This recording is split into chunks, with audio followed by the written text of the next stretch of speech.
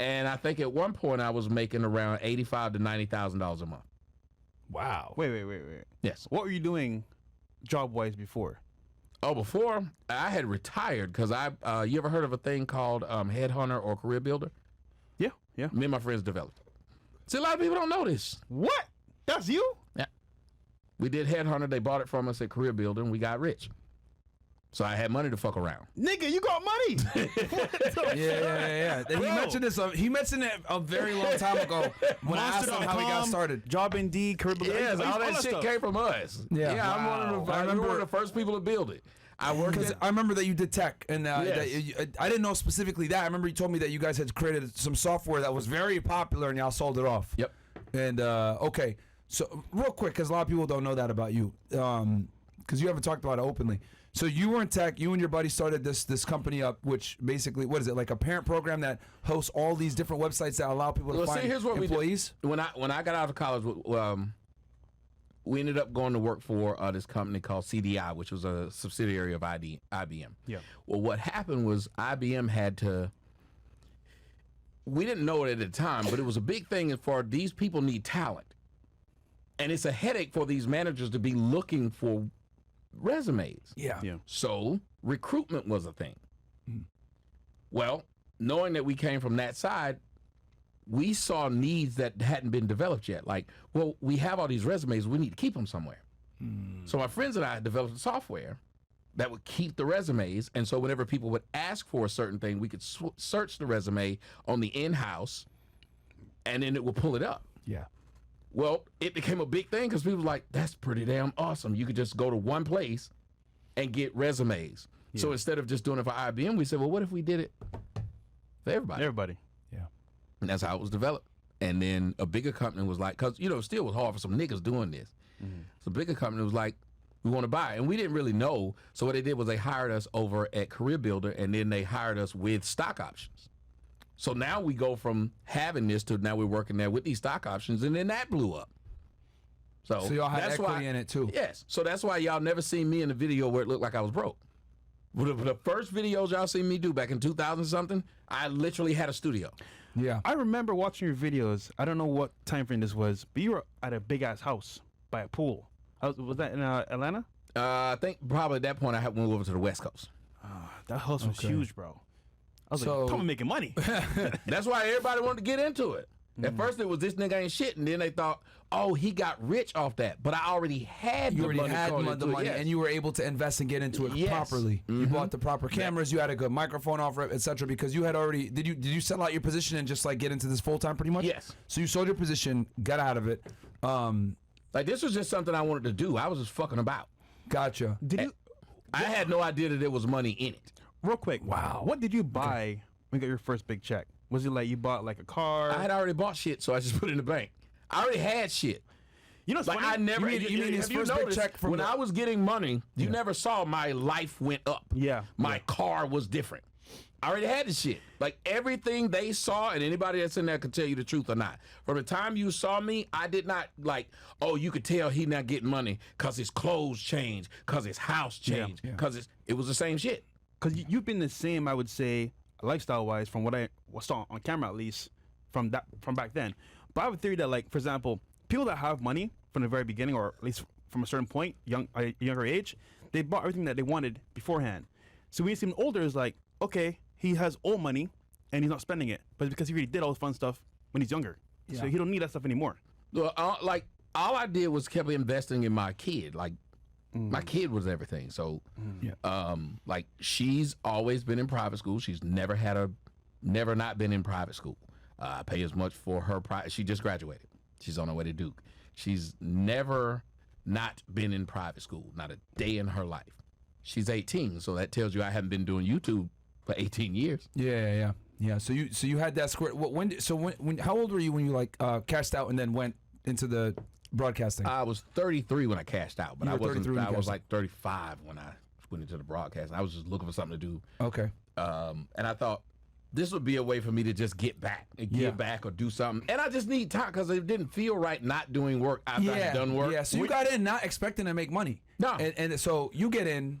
I didn't make a dime until 2011. Yeah. So from 33 2008, and then you cashed out at that point, and then 3 years later at 35, that's when you get your first big check from, was it YouTube? YouTube. It was the AdSense. Oh wow. Okay. And I said, this is crazy. Yeah. When you left the tech company, were you bored? I know it's a really simple question, but like, I just think I think if someone stops working their actual job or career or business and they retire too early, it can mess up Yes, very much their so. lifestyle. And how do you think? I was very bored, but I went into that thinking, well, let me do something else. That's how I ended up doing that, though. Because I said, well, I want to have a voice.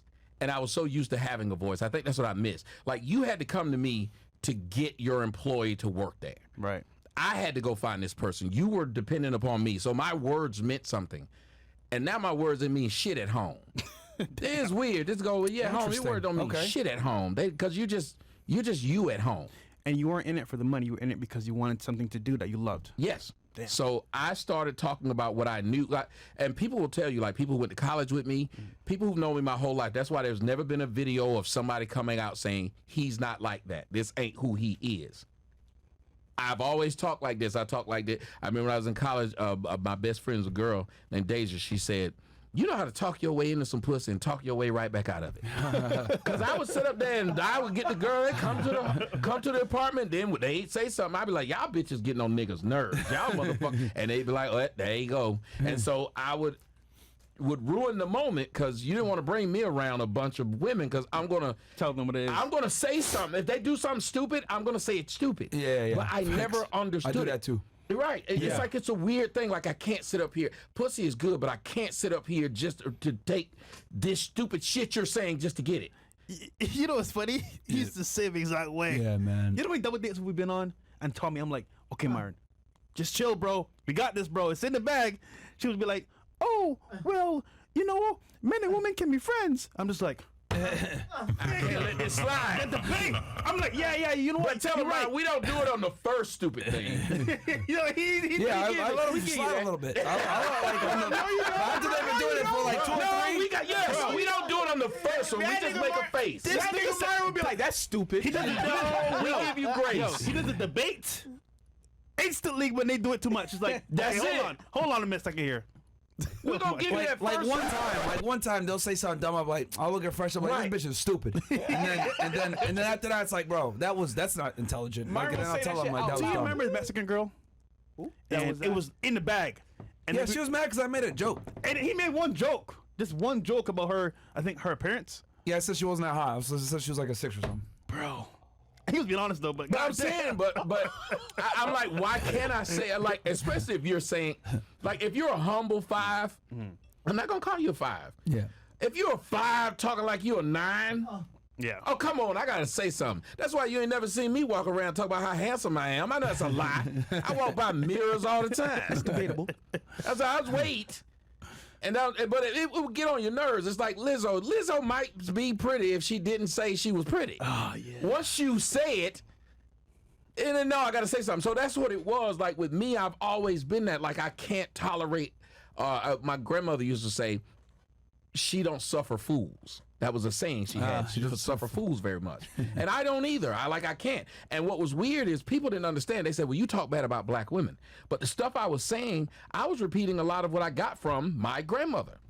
But Caribbean grandmothers and stuff like that, they kind of different. They're very honest. Yeah. Like they will say what they see.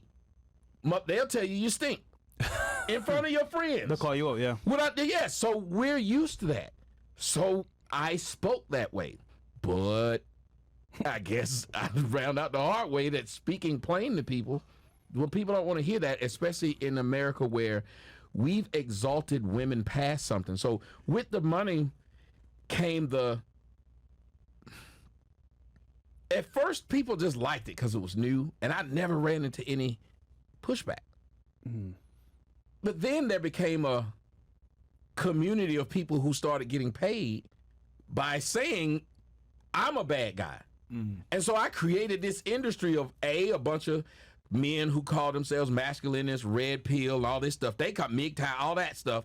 They came out and started speaking. But then there was this other half, and the other half was the problem because these dudes were the best way for me to get pussy is to go against that guy who I believe the girls hate because of what he's saying. Yep. And I hate those dudes because they know when the women aren't around and I'm sitting in front of them, they agree with the shit Facts. I see. They put the fucking cape on for the girls. Yeah, they know it's bullshit. So they saw there was a place where they could make money by saying you're anti-black by talking about the black woman, because they would never say that if you were talking about the black man. If you're putting a black man in this place, everything is fine.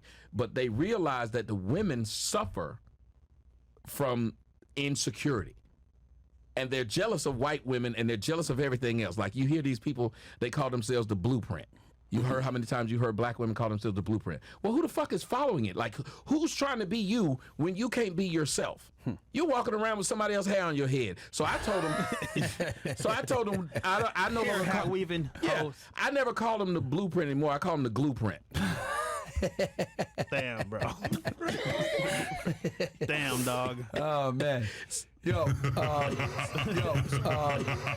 So you got on and you started talking about men's issues, right? And you started talking about the bullshit men got to deal with when it comes to women, the double standards, etc. You started talking about just the male experience in the United States in 2008, and then you also did something where you were calling out the black woman, right? Let's be honest. There's a lot of fuckery going on with that shit. Well, because you couldn't do one without the other. Yeah. And I kept saying, well, in order for me to get the men to realize where they should be, I have to point out where they actually are. Yeah. And when you start pointing out to people where they are, they start asking, well, why do you think we're here? Yep. And the biggest reason why black men in the black community is where it's at is black women. And so that's what I started saying.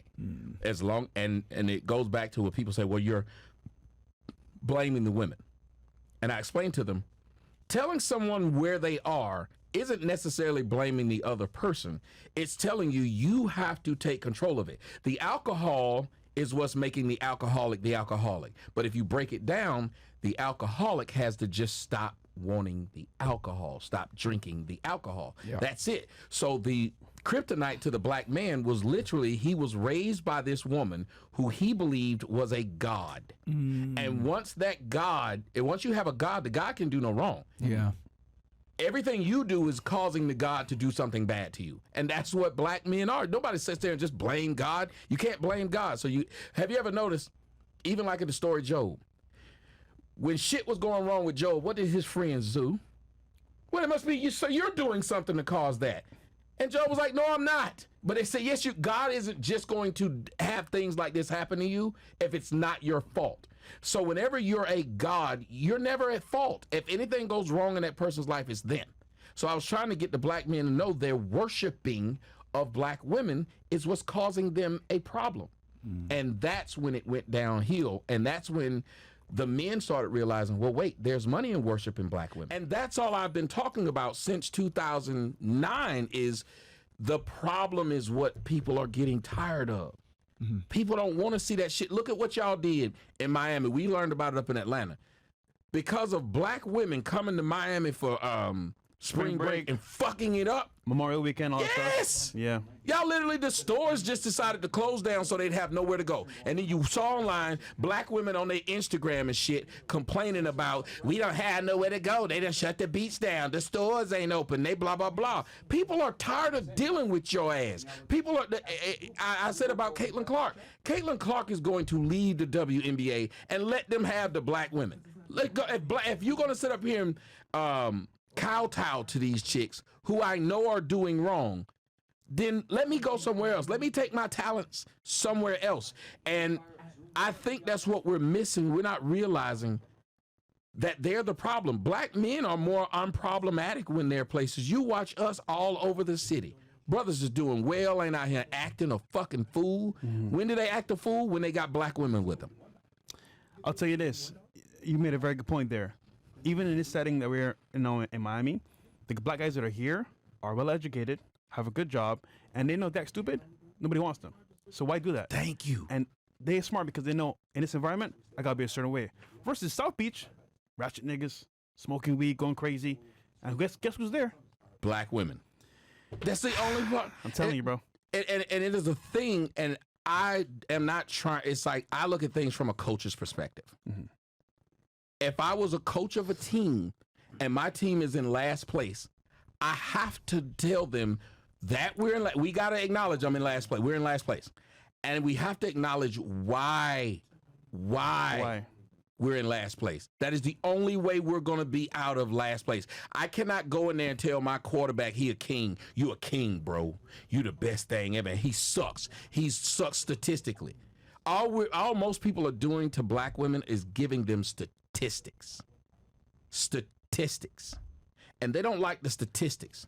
So again, when it comes to making money, and I know I keep jumping back and forth in it because I'm very passionate about this though. Like you can tell this is my thing. If other than JFK, so